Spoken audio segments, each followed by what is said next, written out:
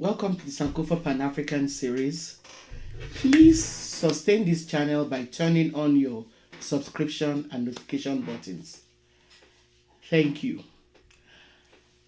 The Wolof, also spelled Jolof starting with a D, or sometimes Jolof starting with a J, Empire, was founded soon after 1200 AD, and between the 13th and 15th centuries, it had covered what is now inland Senegal. The Wolof state was ruled by a king with the title Berber, whose duties were both political and religious. During the 14th century, it began to develop satellite states such as the Keyo. I hope I'm pronouncing it properly. The Keyo, Nyumi, Badibu, Nyani, and Wuli. The political organization of the Wolof Empire can be compared to a confederacy. The Berber, the king, the Berber, was elected by a college of electors, which, as the empire began to spread, also included the rulers of the component states. Although these rulers paid annual tributes to the Berber, that is the king of the Wolofs, they were virtually autonomous.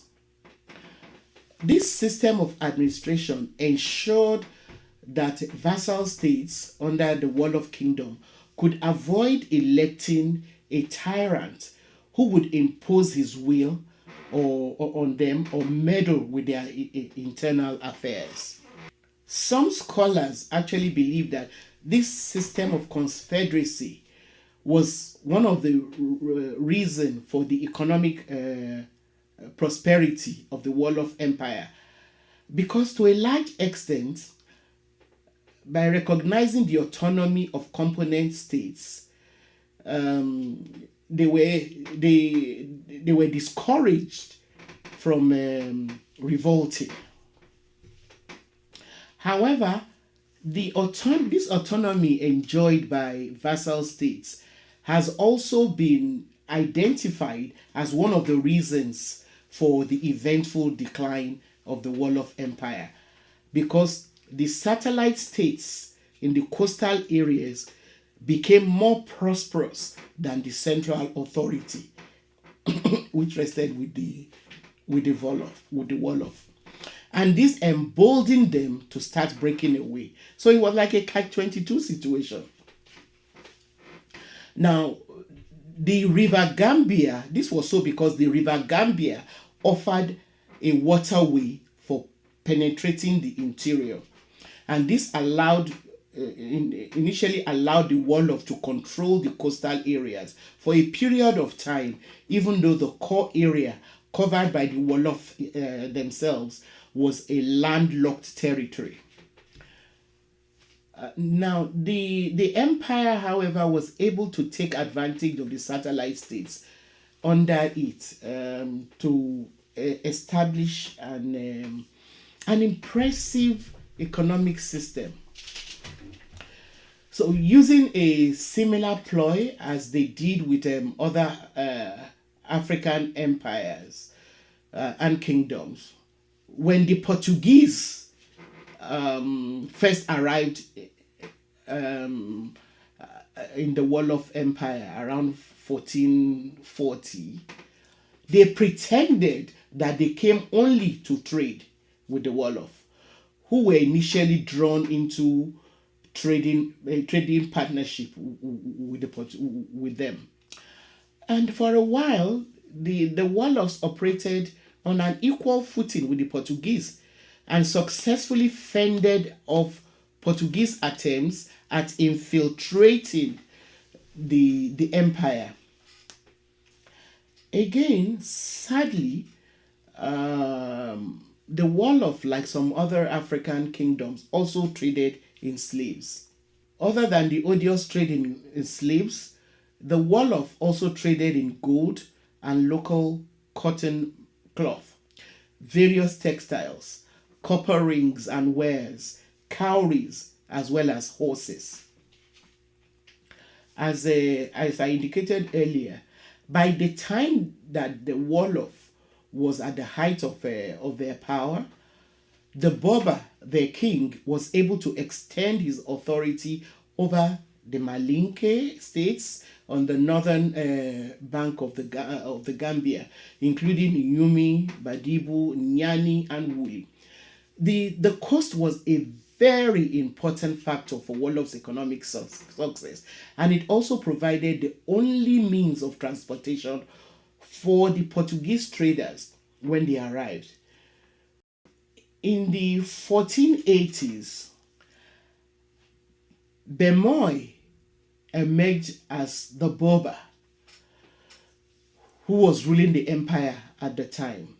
He decided to move the seat of the government to the coast to take advantage of new economic opportunities offered by trading with the Portuguese.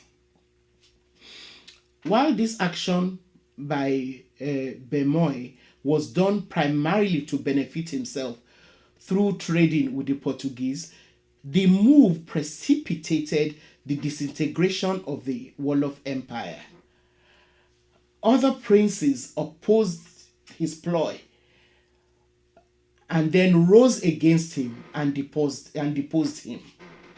Now, Bemoy then escaped and sought refuge with the Portuguese, who took him to Lisbon in Portugal.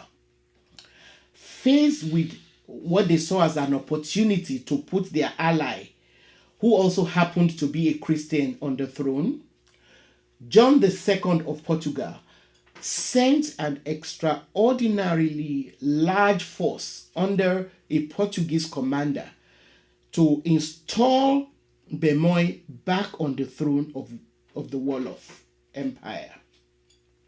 The objective was to put Bemoy on the throne and create a fort at the bank of the Senegal River, through which Portugal would then gain the much desired access and control of trading in the empire. Neither of these goals were achieved, as Bemoy was killed after being charged with treason by his contemporaries. The failure of Portugal to forcefully reinstall Bemoy led to the disintegration of the Portuguese-Wolof trade relations. However, this only left room for another major predatory power, which quickly swooned in on the region: France. French traders brought with them items of trade such as French textile, gin, metal, and firearms. Trade with the French persisted even after the disintegration of the empire. It should be noted that the Wolof Empire was one of the African empires that, to a large extent, resisted foreign religions. Despite being introduced to Islam very early by Berber traders and clerics, the attempts to impose Islam as a state ideology failed. Most of the ordinary populations held fast to their traditional beliefs. This same resistance was put up against attempts by Portugal to impose Christianity, as indicated by their failure to have Bemoy reinstalled as a Boba. European traders and trading interests were a major factor in the decline of the Wolof Empire. The Europeans exploited the confederacy which the Wolof Empire practiced by deliberately weakening it through trading with the vassal states and making those states richer, thus paving the way for the subordinates, states to break away. They kind of encourage the vassal states to break away from the Wolof Empire. The increasing emphasis placed by the Europeans, especially the Portuguese, on slave trade was also an important factor in weakening the empire. In order for Portugal to take hold of the port, they connived to disrupt and undermine the political authority of the empire.